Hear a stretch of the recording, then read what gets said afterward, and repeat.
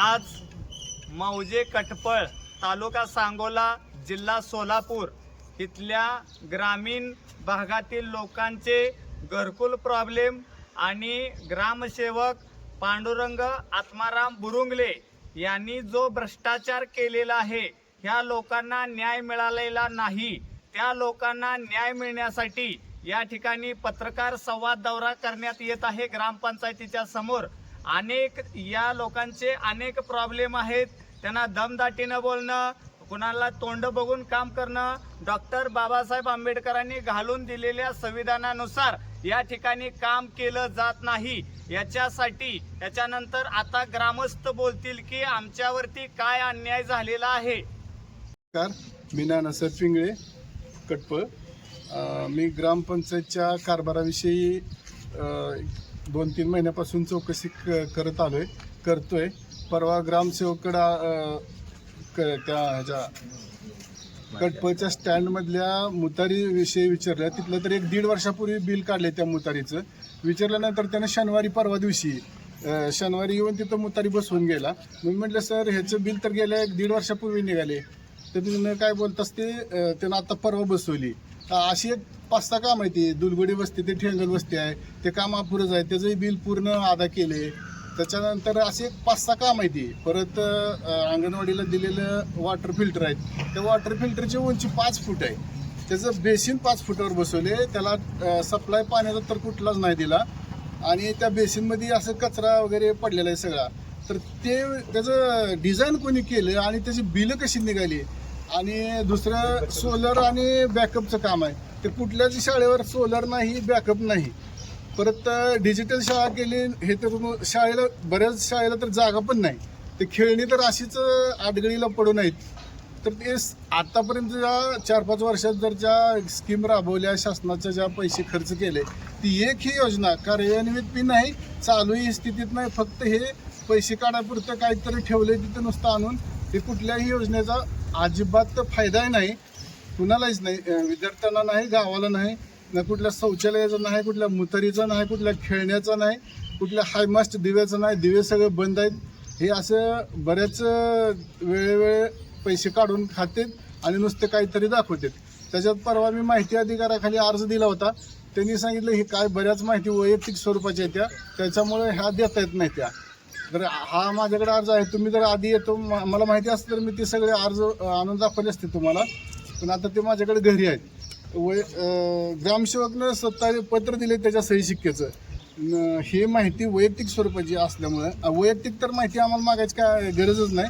ग्रामपंचायतमधल्या कामगारांवर किती खर्च केला हे माहिती मागितली होती मी. तरी त्यानं हे कामगार वैयक्तिक आहे, कामगाराची माहिती देता येत नाही, कामगाराला किती पगार देतोय ते देता येत नाही, असं दिली मला त्यानं माहिती. तोंडी सांगितले का लेखी दिले मला. तुमचा आरोप ग्रामपंचायतच्या कार्यालयातील सरपंचावर आहे का ग्रामसेवकावर? ग्रामसेवकवर. म्हणजे ते टोटल ग्रामसेवकवर आरोप आहे ना. अधिकार अधिकारी त्यांचं नाव काय थोडं? तिथला जो अधिकार आहे आता तो सध्या. कोणाला दिलाय? ग्रामसेवकाला दिलाय. आता परवा गेल्या 4 महिन्यापूर्वी एक पाईपलाईन लिकेज काढायची होती. तर पाणी पुरवठ्याला माणूस असून, ते माणूस पाणी पुरवठ्याचा असून ते दुसरा माणूस लावते. ती त्याच्यावर अर्धा तास मशीन चालली तर 2 तास मशीनचं बिल लावलं होतं. पाणी पुरवठ्याच्या माणूस असताना त्यानं दुसरा एक माणूस लावलाय. मग पाणी पुरवठ्याचा माणूस नेमकं करतो काय? लिकेज काढायला दुसरा माणूस असतो, चारी खोदायला दुसरा माणूस असतो, मशीन दुसरी असते. मग हे कामगार नेमका किती आहेत, कामगारांवर किती खर्च होतोय. मी त्यांना सांगितलं होतं दर महिन्याचा नफा तोटा तुमचं आवक जावं की ते दरवाजावर चिटकवत जावा. मी 4 वर्षापासून यांच्या पाठीमागे, हे 4 वर्षापासून हिशोब देत नाहीत. आणि म्हणून मी 4 वर्ष झालं यांना घरपट्टी भरत नाही. घरपट्टी भरली तर तुम्ही त्या घरपट्टी जी किती वेळा होती त्याचा हिशोब द्या. कोणी हिशोब देत नाही. आणि गावातल्या ग्रामपंचायत असा टोटल भोंगळ कारभार आहे.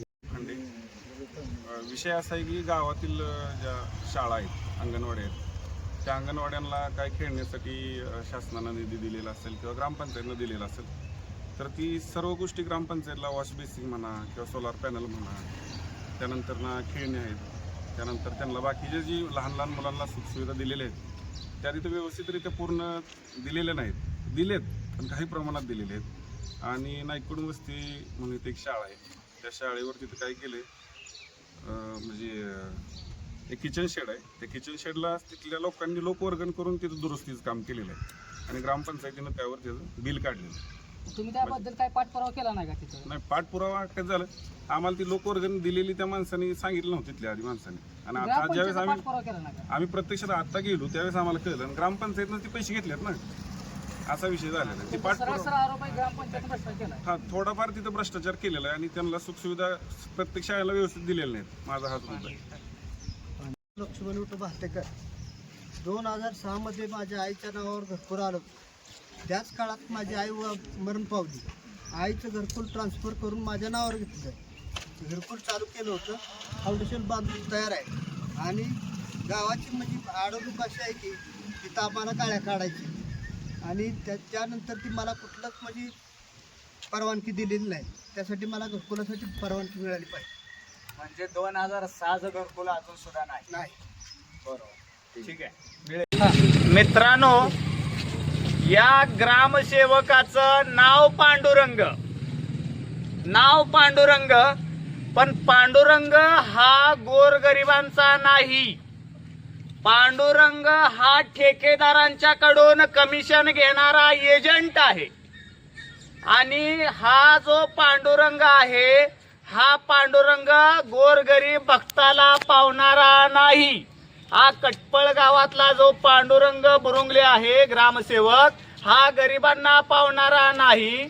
तो प्रत्येक कामामाग पैसे आणि टक्केवारी मागणारा हा ग्रामसेवक आहे, असा या जनतेचा जाहीर आरोप आहे.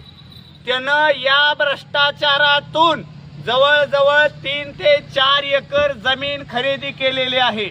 याचं उत्तर सुद्धा माझ्याकडे आहे.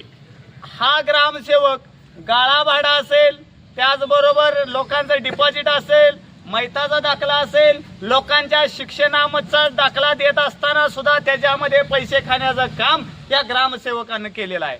ह्या ग्रामसेवकानं ह्या गावातच राहण्याचा नियम आहे, पण ग्रामीण भागामध्ये राहता तो माणूस आपल्या आपल्या मौज मजेनंच राहतो. त्यामुळं डॉक्टर त्या पांडुरंगाला माझं एक दाखवायचं आहे, अरे पांडुरंगा, ते तुला या संविधानानं इथं बसवलेलं आहे. संविधानानं जर तुला बसायचं नसेल तर कार्यकारी अधिकारी सोलापूर CO साहेब, जैन साहेब यांच्याकडे तुझी तक्रार करणार आहे आणि तुमच्यावरती अँटी करप्शन ब्युरोची चौकशी लावून तुम्हाला निलंबित नाही तर तुम्हाला बडतर्फ करून या समाजाला न्याय देण्याचं काम, या कटपळ गावातल्या लोकांना न्याय देण्याचं काम करणार आहे. या कटपळ गावातली एकही रस्ता चांगली नाही, एकही प्राथमिक शाळेतले जे शिक्षक आहेत त्यांना पाण्याची व्यवस्था दिलेली नाही, तिथं लाईटीची व्यवस्था दिलेली नाही. तुम्हाला माझ्याकडे व्हिडिओ आहेत, हे व्हिडिओ सुद्धा तुम्हाला दाखवतो मित्रांनो. हा जो पानद रस्ता आहे तिथं सर्वे नंबर आहे, त्याचे सुद्धा लोकांचं तो माणूस ऐकून घेत नाही. आलेल्या लोकांना फक्त पैशातच बोलायचं आणि समस्या न सोडता त्याला दुजोरा द्यायचं. हिथं या ग्रामसेवकानं केलेलं आहे. हिथं कुठल्याही पुढाऱ्यावर माझं हे नाही, अंकुश नाही, पण इथला जो ग्रामसेवक त्याच्या हातामध्ये 3.5 ते 4 कोटी रुपये 5 वर्षाचे दिलेले आहेत ते वाटण्यासाठी. त्यानं जवळजवळ ह्याच्यातले 10 ते 20% खर्च केलाय आणि जिथं खर्च केलाय तिथं सुद्धा त्यानं भ्रष्टाचारच माजवलेला आहे. त्यामुळं पांडुरंग म्हणायच्या लायकीचा हा माणूस नाही. इथं 100% या ग्रामपंचायतीला कटपळ गावातील लोक घेऊन, पोलीस घेऊन, BDO कुलकर्णी यांना आणून एकाही माणसाला ह्यानं घरकुल दिलेलं नाही. इथे एका घरकुलावर 4 बिलं काढण्याचं काम केलेलं आहे आणि गोरगरिबांना घरच दिलेली नाही. अशा प्रकारचं कटकारस्थान ह्या ग्रामसेवकानं रचलेलं आहे. आता महत्वाचं म्हणजे तुम्हाला ही सांगतो की पैसे ह्या ग्रामपंचायतीला केले, आता ऐकून घेण्याची, त्याला विचारण्याची सहनशीलता संपलेली आहे मित्रांनो. हे बघा, कटपळ केंद्र सरकार आणि राज्य सरकारचा एकूण मिळणारा निधी 15व्या वित्त आयोगानुसार सन 2019 ते 20 साली 41,78,211 रुपये आले. त्याच्यानंतर सन 2020 ते 21 साली 26,05,791 रुपये आले. सन 2021 ते 2022 49,47,000 57,821 रुपये आले. सन 2023 ते 24 या सालामध्ये 44,34,891 रुपये आले. सन 2024 ते 25 या साली 28,08,556 रुपये आले आणि 2025 ते 26 साली 51,63,844 रुपये आले. म्हणजे एकूण जो मंजूर झालं 2,58,04,445 रुपये आले. एकूण किती आले? मी सांगितलेली तेवढी रक्कम आली. आणि मागील जी रक्कम आहे 70 लाख रुपये मागील शिल्लक आहे. लोकांचा विकास केलेला नाही, मग मागले शिल्लक राहिले कसे?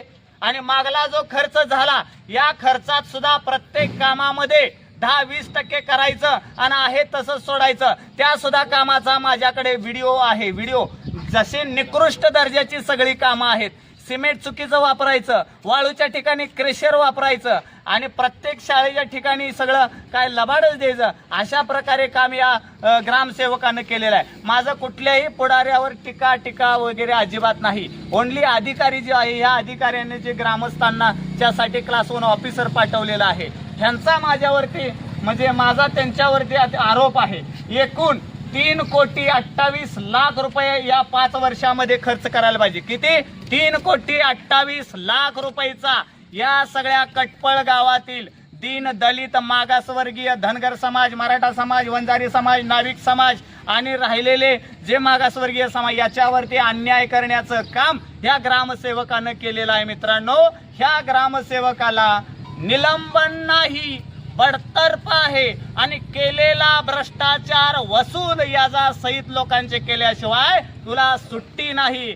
डॉक्टर बाबासाहेब आंबेडकरांचं संविधान हे माझ्यासाठी प्रथम आहे आणि जनता प्रथम, सगळी लोक प्रथम, सगळ्या सर्व जाती धर्माची लोक प्रथम आणि नंतर या ऑफिसरला 80 ते 90 हजार रुपये महिन्याला पगार असून सुद्धा लोकांच्यासाठी केंद्र शासनानं, राज्य शासनानं, त्याचबरोबर घरपट्टी आहे, पाणीपट्टी आहे, त्याचबरोबर बाकीचं बाजारपट्टी आहे, गाळा डिपॉझिट आहे, गाळ्याचं भाडं आहे, याच्यातून या ग्रामसेवकाला चालवण्यासाठी हे सगळं पैसे खाण्याचं काम ह्या ग्रामसेवकाने केलेलं आहे. त्यामुळं 4 दिवसाचा अल्टिमेटम आहे. एक तर राजीनामा, सगळ्यांना घरकुल मंजूर झाली पाहिजे 4 दिवसामध्ये, नसेल तर ह्या ग्रामपंचायतीला ही सगळी जी बोललेली माणसं आहेत ही ग्रामपंचायतीला टाळं ठोकल्याशिवाय राहणार नाही. ह्याच्यामध्ये BDO सुद्धा सामील आहे. हा आमचा जाहीर आरोप आहे. जय संविधान, जय भारत.